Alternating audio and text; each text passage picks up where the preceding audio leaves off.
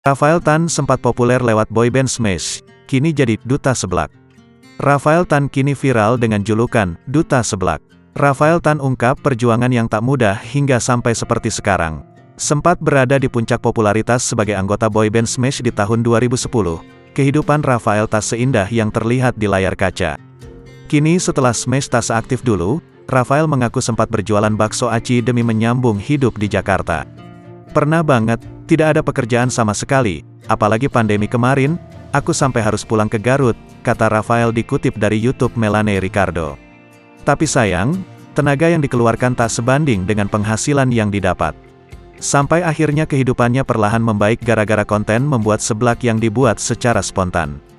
Itu juga enggak berharap ramai, sosial media aku yang lihat paling berapa ribu, pas lagi seblak ini banyak banget responsnya, ujar Rafael.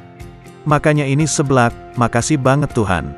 Ini udah waktunya Tuhan banget, dari kemarin-kemarin ngeluh-ngeluh, kata Rafael.